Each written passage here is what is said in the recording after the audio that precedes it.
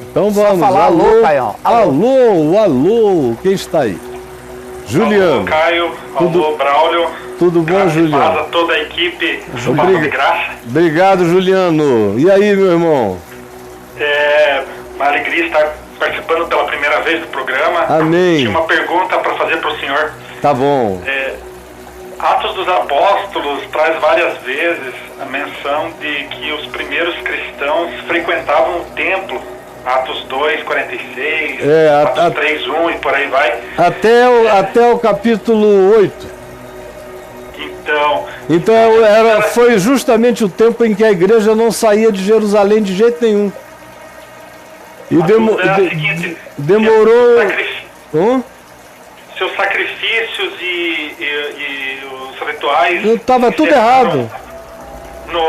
Em Jesus na cruz, porque os primeiros cristãos continuaram frequentando o templo? Porque eles não tinham entendido o evangelho ainda. Jesus disse, depois que ressuscitou, ensinou para eles e disse para eles irem por todo mundo para pregar em Jerusalém, Judéia e Samaria até os confins da terra. Aí o que é que eles fizeram?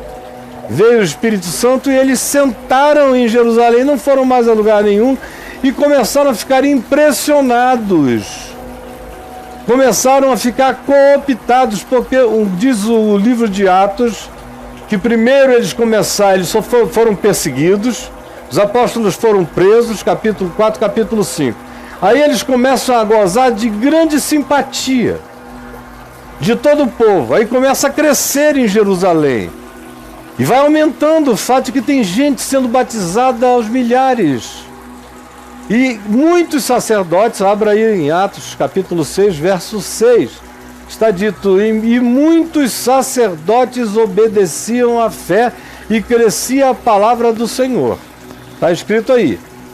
Para eles foi um conforto, porque eles não foram nem à Judéia, que está ali do lado. Se você andar um pouquinho a pé, saindo de Jerusalém, andar 10 quilômetros, você está no coração da Judéia. Se você andar 20 quilômetros, você está na Samaria. Se você andar 50 quilômetros, você chegou na Galileia. Se você andar mais 70 quilômetros na Galileia, você chegou no Líbano, na Síria, você já começou a ir para outros países da terra. E eles não tinham saído nem de Jerusalém alguns anos depois. Por quê? Porque ficou confortável, porque eles pararam de ser perseguidos, porque Pedro, Tiago e João começaram a ser pessoas super respeitadas, eles andavam na rua, a gente ficava em pé, a sombra de Pedro curava, eles iam ao templo orar, nenhum deles sacrificava ovelha, nem cordeiro, nem boi, nem nada. Também se sentiam livres porque não eram obrigados a fazer. Mas os sacerdotes que se convertiam e continuavam fazendo os sacrifícios do Velho Testamento, iam a alguma reunião do grupo deles, eles se sentiam prestigiados.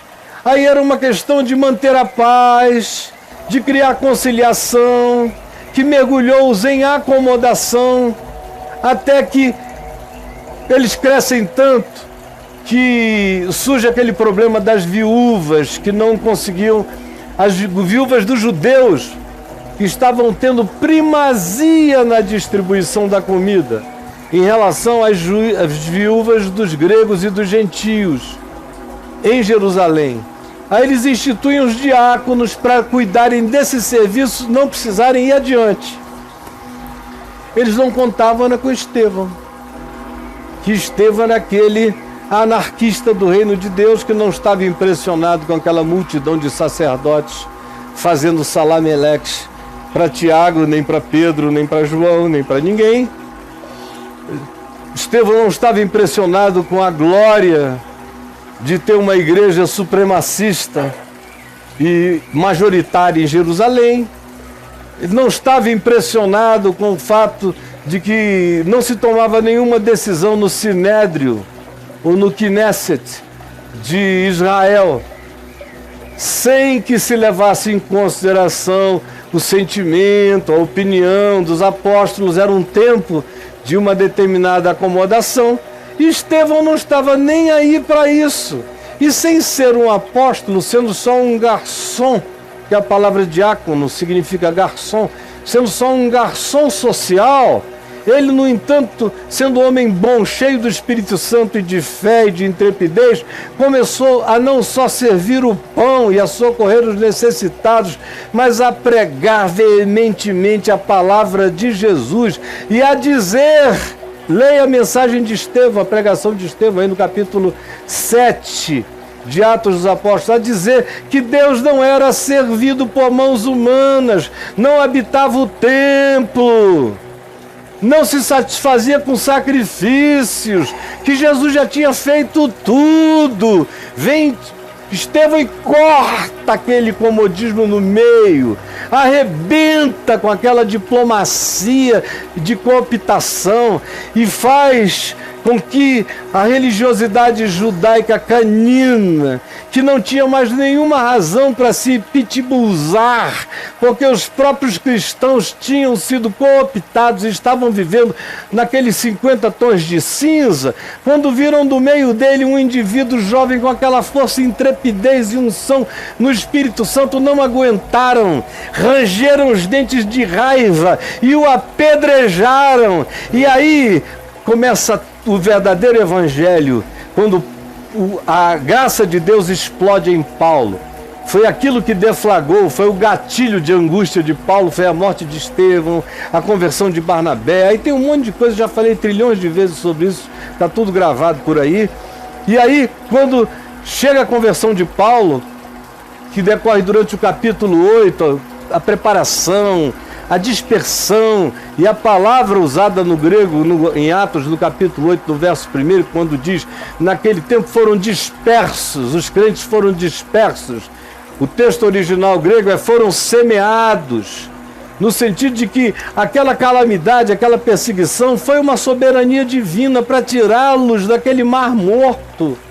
Senão eles iriam virar uma seita, o evangelho não teria ido a lugar nenhum, teria sido absorvido pelo judaísmo, teria virado um cabalismo espiritual dentro do judaísmo.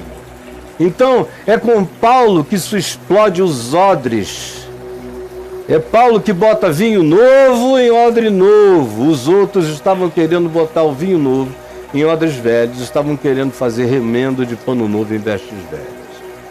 Então, meu filho, eu poderia falar até depois de amanhã de manhã sobre essa história que para mim está clara, mais clara do que qualquer outra história há muitos anos.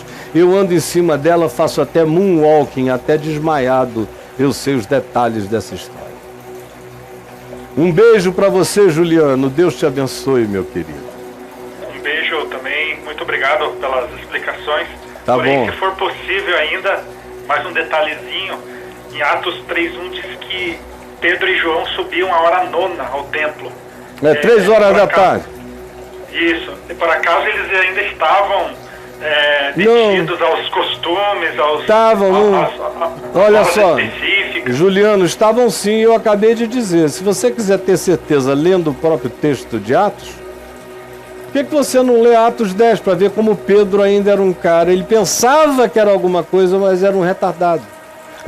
Veja lá na casa de Simão Curtidor a visão do lençol, meu filho. Eles estavam todos ainda lá atrás, eu acabei de dizer aqui. Eles tinham sido cooptados. Pedro pensou que era grande coisa, mas ele ainda era um retardado na percepção espiritual, cheio de preconceito, de acepção de pessoas, de mandamentos levíticos e cerimoniais. Ele pensou que ele tinha feito a síntese e ele não sabia nada, ainda era um tosco. Você precisava entrar aí no meu portal, meu filho. Eu acho que você está lá longe. Entra aí no meu portal e escreve Pedro e Cornélio.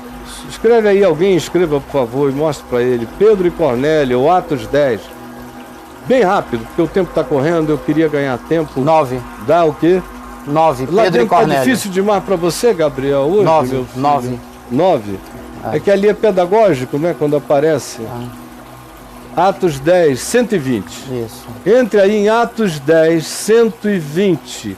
Veja isso tudo, você vai saber o que você perguntou e 1 milhão de outras coisas mais. Tá bom, filhão? Um beijo para você, Juliano. Deus te abençoe. Caio, vamos lá. Jesus quis realmente fundar uma igreja ou não? Ai, não, né? Assim tá ruim demais, né, brother? Ué, Caio, é o que você tem, fundar né? uma igreja não é uma igreja. Você sabe o que é a igreja?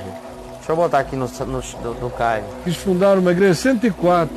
104. É uma entrevista ali minha, a subversão do cristianismo, onde eu explico tudo isso e tudo mais. 104. Ele não quis fundar uma igreja, cara. Jesus nunca quis fundar uma nada. Olha aí, igreja, você vai achar 2.962 registros, meu filho. Tem tudo. Olha, os primeiros 4 anos desse portal aí, uma das coisas que eu mais respondi era a diferença entre igreja com Y e igreja entre aspas. A igreja de Cristo e a igreja dos homens. Uma igreja é a igreja dos homens. A igreja é a única, de Cristo. É absolutamente singular, é a igreja. Agora, você não sabe o que é a igreja, eu teria que começar do zero para te explicar. Você pensa em igreja, quando o cara faz a pergunta, Jesus quis fundar uma igreja, eu já sei o que ele pensa sobre igreja. E o que ele pensa sobre igreja não é o que Jesus pensa. Aí eu vou ter que gastar 2 horas explicando para ele a diferença entre igreja com maiúscula e igreja entre aspas. E a igreja é... Agora, o meu portal, se ele escrever a diferença entre igreja maiúscula e igreja entre aspas, bota aí, por favor. Para me ajudar. Diferença. Ai, gente, aí dentro. Igreja. Travou o equipamento. Eu tô aqui. A diferença entre igreja minúsculo e igreja maiúsculo. Isso. 365. Pois é, meu filhinho, vai lá e me dá uma poupada nessa, tá legal? Porque... Dá uma topada, né? Me poupa, né? 365. É. Dá um para cada dia do ano. É. Você lê agora, ano que vem acaba. É um negócio muito, muito básico. É me levar de novo para aula, para treinamento de sacristão. Isso. Catequese de crianças. Me dá uma ajudada, tá bom?